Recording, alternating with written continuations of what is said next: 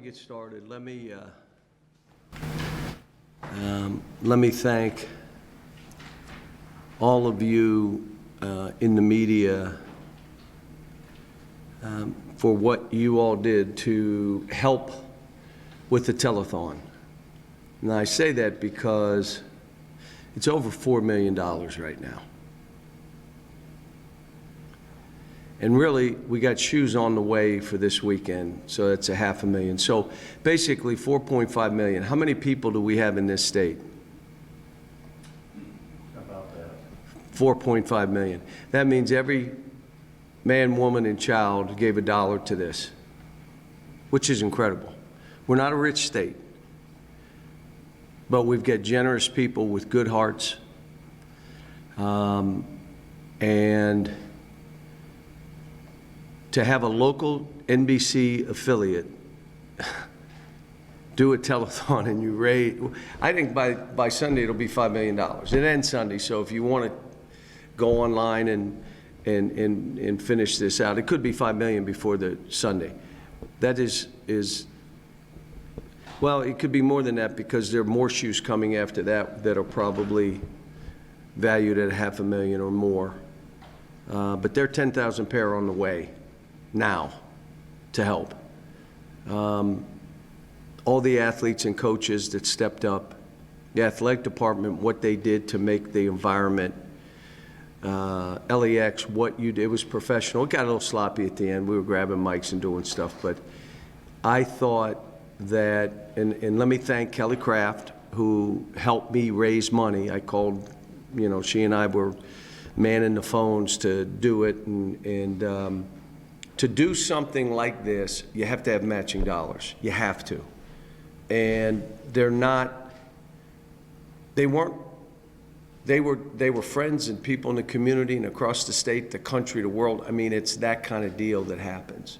I also think it's this amount of money because the people in the state, when we did Haiti, I mean, we cried watching the film. When we did Superstorm Sandy and saw the stories, we couldn't believe it in New Jersey. In Houston, it affected Xavier and his family. But this is Kentucky. Yep, they're American citizens, but they're our citizens. To see and hear, unbelievable. And again, I want to thank the media, because if you don't get involved to help us say this is what it is, it doesn't happen. And that'll probably be the last time while I'm coaching here that I'll thank you all for anything.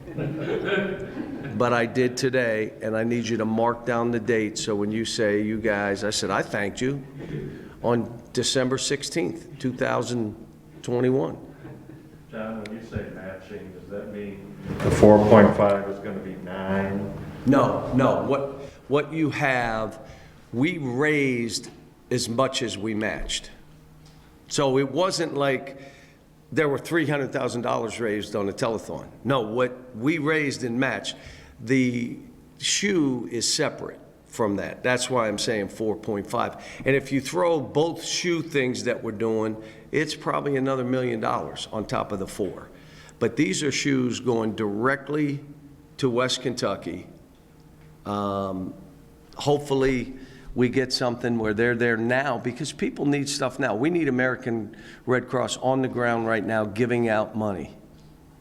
We need people, the water, the shoes, the generators would be big.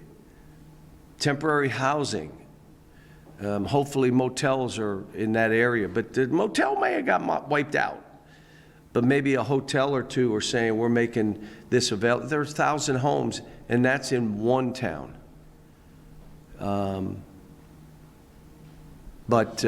This was, and I say, by the grace of God, I told the team yesterday, what if that hit in Lexington, where we have 350,000 people instead of 10,000? What would have happened? And who in this room could have been killed or had their house wiped out? By the grace of God, it wasn't us. And I think that's why people said, let's help, let's do this. And the people the matching donors, you know, I just can't thank them enough. And they, you know, if they won't recognize, they will be. Most of them don't. They don't.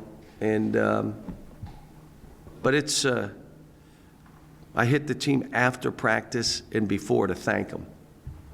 And I thank the coaches and other athletes because everybody wanted to be involved in this. All right, let's talk basketball. Well, I have one more question. Sure. What does it say to you when former players who aren't from Kentucky and who maybe spent 9 months here on campus still think enough about the state and the program? That's a good question. My guess is when it's said and done, 25 of them will have given money, and it's probably $250,000 or more. I think right now, I didn't look at the list, but I think it's about 16 or 17 right now. But others have hit me. I'm absolutely in. You know, that it's going to end up being 25. And some may do it, you know, Jamal wasn't even from this country. And he's like, I'm part of Kentucky. That's part of who I am. So, thank you for asking. Now let's talk basketball. This is a little sort of off basketball, but UCLA had to cancel last night. There's some talk about whether they'll be able to play Saturday, some other games too. How are you guys right now as far as COVID concerned? We'd play both then. We'll play one day, we'll play the next day. We're fine. Our kids just want to play and get the taste out of their mouth of that last game. I come back to give Notre Dame credit in their crowd. Give them credit. We went 2 for 19. When a team goes 2 for 19, they lose by 20. We had a 2-point lead with 1:30 to go. Did not play well. Give the credit to Notre Dame. They did some things that kind of confused us. But it's kind of like you get 5 fingers and 5 fingers, and the dike has a leak, and then all of a sudden you get it, we're good, and all of a sudden one hits up here. I didn't expect us to go 2 for 19. But that happens sometimes. But win anyway. 1:30 to go, 2-point lead. You win that game. And you know what? As a coach, you win that game. But we didn't. So now I grieve for 24 hours, bumped it off. Here we go. We've made I'm experimenting with some stuff. We're messing around. We had a couple days. We'll see. Still trying to figure out the team. Good group of kids. I told them, this is a different place now. You go somewhere else and you lose games, it's fine. Lose games here. It's a totally different deal. And you know what? But playing in Rupp Arena when it's packed is a different deal too. And so you got the advantages and the disadvantages. Yeah, you're on the main stage, but you can't hide. No cracks to jump in. You want to jump in a crack and is it over yet? Can't do that here. Cracks are real tight. You can't jump down. You got to perform. But we'll see. You know, this Ohio State's really good, by the way. And obviously, they beat Duke, who beat us. And so they're really good. They're really physical. You know, they're a veteran team, so just like Notre Dame ran their stuff better than we ran our stuff. This team runs good stuff. And I told Chris, I said, Coach Holtman, you're running good stuff. And they know what they're trying to get.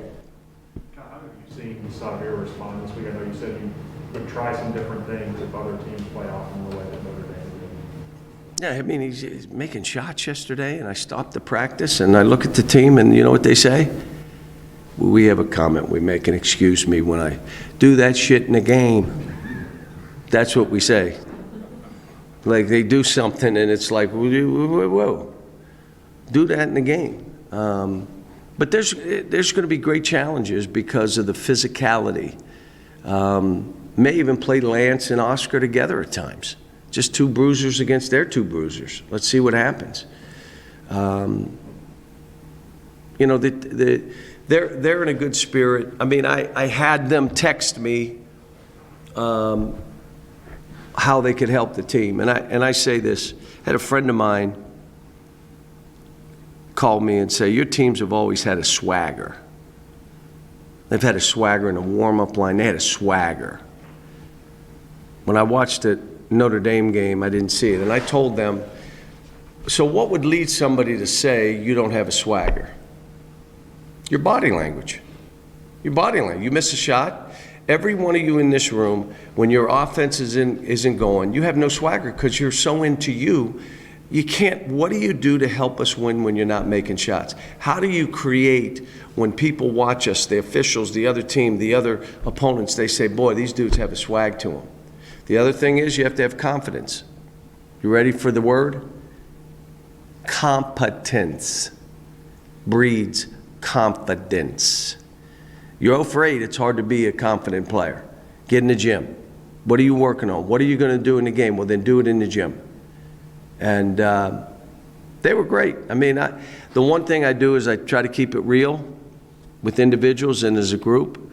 I told them I could make 2 out of 19 from the three-point line shooting hooks. I did. So they started throwing me the ball. I started shooting hooks. I made 1 out of 19, but I was 1 less than them. And I'm shooting hooks at my age. How does it play on a player's mind, severe in this case? To have the other team not guard you and you're wide open? Fuel. Use it as fuel. Use it as fuel. You can't come down and try to shoot every ball now, but you're going to say, you're playing me. There's different things we're going to try to do if they go under ball screens. Because I'm telling you, I have all the faith in the world in him. If we can figure this out together with him, and I've asked him, talk to me. Tell me what you would do in the past. And my thing is, we figure this out together. At the end of the day, he should be one of the best point guards in the country. Numbers indicate it. He should be. He should be disruptive defensively. We got to help him if they bring up a screener. So we got to figure out, what are we doing there? We got to help him if they try to back off or trap off of him. What are we going to do? What is his mindset? You know, there's stuff I got to help him with. I mean, again, if there's confusion, there cannot be an aggressive team. They're confused. They can't be aggressive. It doesn't work. So if they're confused, who's that come back to? Me. If they're confused, I'm not communicating well enough exactly how we want to play. But I'm going to be honest with you. We're changing and trying and doing, and I'm confused. So if I'm confused, they're confused. So we're trying, like we do every year, how do we have to be playing in February, March to be successful? And all these games show us. We had a run of games where, okay, how do we separate? Okay, great. How do we keep playing? Great. How do we play against ourselves? Great. Now we're playing some teams that they're veteran teams that will execute their stuff. What do? You better execute. You don't have to make every shot. You can't miss them all and win.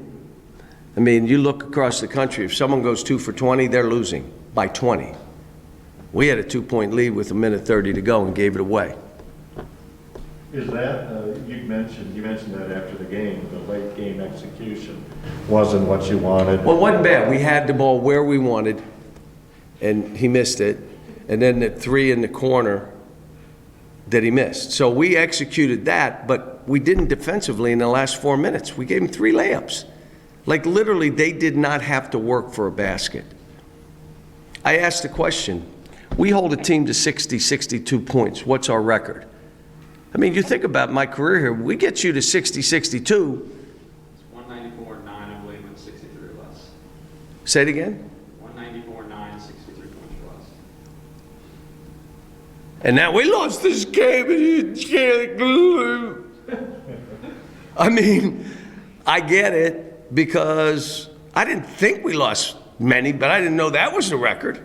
So let's keep focusing on keeping people around 60, 65, but we got to score. So we're trying to do some things. So we can't go through one guy. Even in this room, Jerry would double team the post. He doesn't know anything about basketball, but he would double team the post. So if you're saying we're just going to throw it to one guy for 40 minutes, Jerry would double team. So you got to have other people who got to step up and play and take over the game at different points. Please, that's why I've always tried to have 5 guys in double figures. So Jerry couldn't do his trap and take one guy away. Who's that other guy that's going to take over? Is it a matchup thing? You tell me. A hot hand thing? You tell me who you think it could be. Well, I think of Xavier myself, but I guess I'm. Good. So I do too. Who else? Well, I think several of them are capable. It may be the matchup. I mean, you know. Perfect. But that ends up being, why did he play more this game and he's not playing as much? Because Matt, and you'll say, even you, Jerry, would say, well, you can't worry about that. You're trying to win. Is that what you would say? Yes. Maybe. 2 years ago, you were concerned about Ohio State's physical play, and because your guys at that point had not reached that level. Now, we had the same kind of schedule we had. We lost to Utah, and after the Ohio State game last year, I said, we're going to be fine. When I watched the tape of that game, we played some guys that later we did not play much.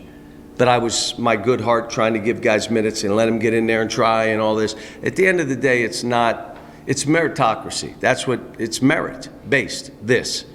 Not communism. We don't give out ribbons for everybody. And we're going to have some guys step up and play. Cal, we've always heard you say extra pass. We want these guys to do one more extra pass. Some of the players who were out here earlier said sometimes we're being a little too selfless, we're passing too much, and we're missing these open shots. How do you sort of find I don't that believe, balance? what they're doing is, I catch it and hold because I want to make the play. When if you move it, you're moving the defense and that guy can make a play. But what about me? I want to make the play. So they'll catch it and do this, and by the time they throw it to him, he's guarded. So whoever said that is, make a shot. Oh, I think it was Ty. He said, well, sometimes we don't want to throw it into the post and create a turnover, but then you've seen what Oscar's able to do, now we're a little more comfortable. Okay, good. So you misstated, but that's fine. Not Cal, we're talking about other people who can take over. You have the #1 recruit in the country arriving here in a few weeks. Fans are already focused on him. Are you thinking in your mind, can he help us? Let's just get him to campus. Let's just get him here. When do you think he's going to be here? Phew, I don't need, what's the date today? 16. I think he comes after Christmas. We come back from Christmas, he'll be back. Great Are kid. you already thinking about the postseason now? I mean, this game's. About what? About the postseason now? No, I'm just thinking, no, it's not. It's December 20, 1960. No, it isn't. But you'd like to win. It's a big game if we win. If not, we, just like last year or 2 years ago, we played them. We walked out knowing we're fine. So this is one, it's a hard game. I can't tell you if we're going to win or lose. You know when I'll know? Yeah, when we win or lose. Then I'll be able to tell you, yeah, we won that one, or yeah, we lost that one. This thing that you go through, new teams all the time, it's a process, and I'm not trying to skip steps. I'm not trying to give them too much, but you got to experiment to figure out what works and what doesn't work. And you have to know what makes you lose before you can win. What's making us lose? What made us lose? Then you figure out, okay, from that, now we know what we got to do. We got to score 75 points. So how do we get to 75? We only had 5 turnovers. We had 5 turnovers, which tells me maybe we weren't aggressive enough. Maybe we didn't drive enough.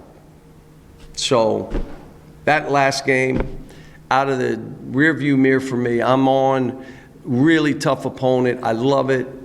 This is what we do here. We play teams like this. We're not in the NBA, so it means we don't play all teams like this, but we play more than any other team in the country, games like this, in a Power 5 league. And we're in that part of our schedule. We got tough games now. We're Kentucky. What do you think? We're in the SEC, maybe the best league, and I would say the best league in college basketball. Can you imagine that? How many years have I been here? 13. So 91 years. So early on, we were getting 3 teams in. Now you're talking 8, maybe 9 teams in. You're talking a group of teams in the top 25. We had 6 or 7. We got to get into that too. It's going to be hard. And like I said to the guys, this is what Kentucky, it's hard. Every game we play, you know what I showed them? Is the scrum after the game. Their fans rushing the court. You know what I said? Every game we play on the road, what? You lose, that's what. So why don't we try to ruin their weekend? Because if not, you made their weekend, because that's what you're going to see. The scrum, here they came. I saw a guy go from the upper deck, run down, flip over, he hit his head on the pole, kept running, his eye was bleeding, and he was going like this. And he looked at me, and I'm like, oh, dude, you're bleeding. I mean, that's what happens when you're playing against us. And they got to realize it. I do, and I love it. You know what I tell them, like I said to you, if I don't get thoroughly booed on the road, it's probably time to retire. I want that boo to be so loud they try to take the roof off. And I look at the team, we're in the right place, let's go. Just the mindset, trying to get these guys in. All right, guys, send it down. Thank you. I like it. I mean, I take pride in my defense, so whoever coach decides to put me on, I'm going to try my best to stop them. What did you think of the court storming the other day? I mean, we're Kentucky. Everyone's going to do that. Every away game we go to, they're probably going to do that because we're Kentucky. Everyone wants to be Kentucky, so it's not a surprise to us. How have you seen Xavier bounce back this week?